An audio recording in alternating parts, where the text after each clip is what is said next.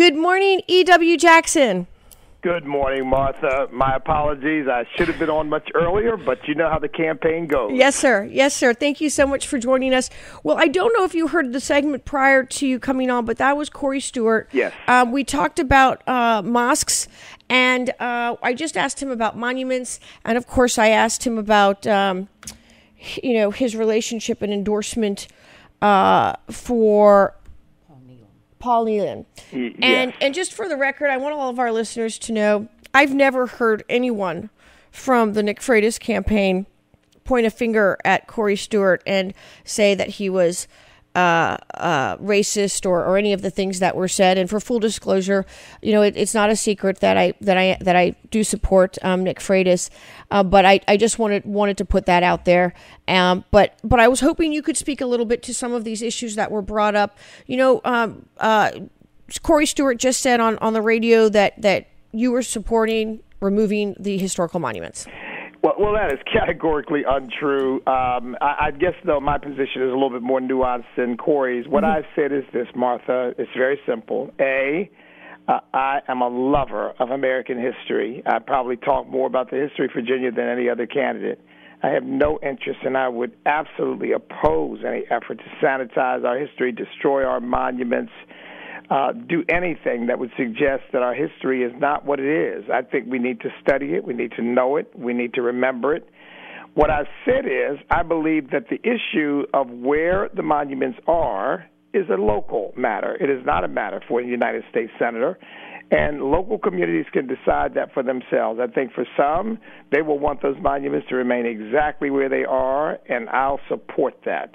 For others, they may say, we would rather have them in a museum. We would rather have them in a park. We'd rather have them somewhere where everybody can access them who wants to see them, but they're not part of a debate about what should be in the public square. Maybe we don't want those symbols there. Maybe we want them someplace where we feel it won't be a bone of contention. So we're not fighting and arguing over these monuments. So I've said very that's different. A local matter. Yeah, and that's very different. The destruction of the monuments, I oppose. Using taxpayer dollars to move the monuments, I would oppose. So Corey's just got it wrong about that. But if he wants to make that his cause celeb, he can. What I've said is I'm going to focus on issues that affect people's lives, jobs and education, of course, and public safety, and the things that are dealing with the everyday issues that people are confronting in our Commonwealth. Absolutely. And can you speak a little bit to this issue of the mosques that Corey spoke about? If you can just speak a little bit to our listeners about that, because there's so much confusion out there, and I think it's important that everybody understands what that's all about. Well, look, Martha, I've only heard what you've heard and what others have heard about the situation. I don't really know. I wasn't part of it. I don't live in Prince William County. I will simply say this. I really do believe that here in America, we have to be extremely careful about making sure that we have American law for American courts. We don't need Sharia law in our country, and I think people take that to be anti-Muslim. It is not anti-Muslim. It is simply saying, I believe that we have a way of life in our country, and we should not allow anything to happen in our country like what's happened in Europe, where you have these enclaves and you have Muslim control where the host country can't even go into these areas and impose its own system of law. That's something we have to avoid. And I don't know where Corey stands on that, but I want to make very clear where I stand on it. I believe in American law for American courts, no Sharia law in the United States of America. Hear, hear. I couldn't agree more. And making America first. We had this little convention, if you will, not exactly a convention, on Saturday in Nelson County for the 5th congressional nomination process. And I looked out and I saw these red hats, and I thought, are those Make America Great Again, Trump hats? And I took a closer look, and they were E.W. Jackson baseball caps. And they weren't E.W. Jackson for lieutenant governor. They were E.W. Jackson for Senate. And, so there's a small handful there. And what I've always told people is that, E.W. Jackson is a force. And, I was there at the convention when you ran for LG. I heard your speech. I saw the electricity, and I know that you inspire people not just in Virginia but all across our country. I was hoping you could speak a little bit to why you're running, and if you did get the nomination, how would you beat Tim Kaine? Well, Martha, I'm running because I love our country and I love the Commonwealth of Virginia. I'm 66 years old. I'm not running for a career. I'm interested in trying to get in there and do the things that I believe the people of our Commonwealth really want. And I really believe, Martha, number one, that Virginia led in the establishment of this nation in a greater way than any other state in the Union, and that it's time for Virginia to lead again. And if I may borrow a phrase from someone whom I support 1,000%, we need to make Virginia great again. I mean, Virginia is the place that gave us Patrick Henry and George Washington and James Madison and George Mason, of course, Thomas Jefferson, and so many others. Virginia led the way, and I think it's time for Virginia to lead again because we're in an identity crisis in our country. Our history is being used as a polemic to teach our people to hate America. Tim Kaine, as far as I'm concerned, is part of that polemic, part of that anti-American polemic. He and his party are indoctrinating people that think if we want borders, we hate Hispanics. America's imperialist. America's racist. America's a place of social injustice. No, America's the greatest place in the world that anybody could ever hope to live. And I want to bring those values back, the ones that gave us the greatest nation on earth. Those are the values I think America can lead in restoring to our country. Thank you. Friends, this is E.W. Jackson. I couldn't agree with you more. We need to make America first in all that we do. And that means reining in a lot of what we have seen happen, not just in Virginia, but all across our country.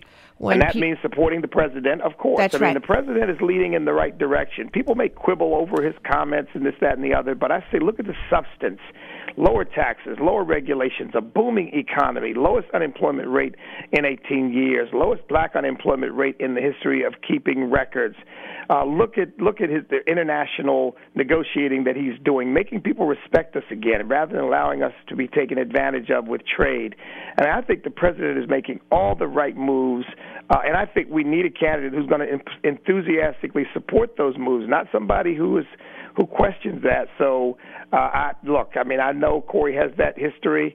I'm just not sure that he is in a position, given some of the things that you raised with him, to win statewide. I think that Martha, I'm the only candidate in this race. And by the way, I know Corey and like Corey, and I know Nick and I like Nick, and I respect them both, and I'll support either one of them if they win the nomination. But I don't think either one of them has a chance of doing something I consider to be essential to win. You've got not only to not lose Northern Virginia by major amounts, but you've got to win some of these black and minority voters who share our conservative values but have been told that we hate them, that Republicans are racist and Republicans are this and Republicans are that.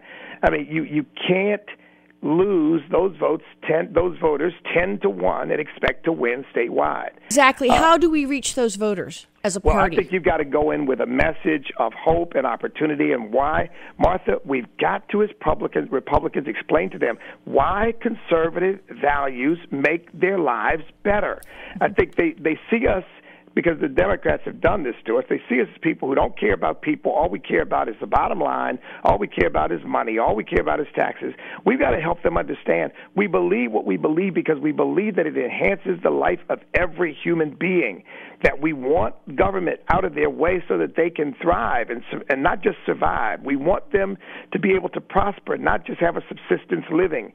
And by getting government out of the way, by bringing entrepreneurship back, by restoring, by providing school choice so that you have a chance to get your children better educated and not have them stuck in non-accredited, non-performing schools, your lives can be improved. I was at a project the other day, Martha, talking to one of the healthcare workers there about how people can get out, because this is a person who actually got out of the projects, now lives in Hanover County, is doing well, her children are going to great schools. She said, you've got to want to, and I'm trying to instill in people that desire, but we've also got to create transitions for people so that they don't feel like, well, if I try, I'm going to be stuck, my children will starve, I'll have no health care.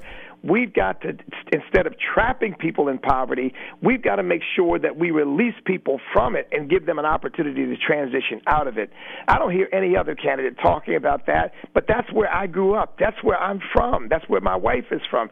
She grew up in the projects, and we believe Republicans have answers while all Democrats have is racial demagoguery. Thank you. Thank you so much, EW. We have to go to our next guest, but I want to thank you so much for your time. Thanks for having me, Martha. EWJackson.com is the website. Go out and vote for me on June 12th, and thank you very much, Martha. God bless. Thank you. God bless you.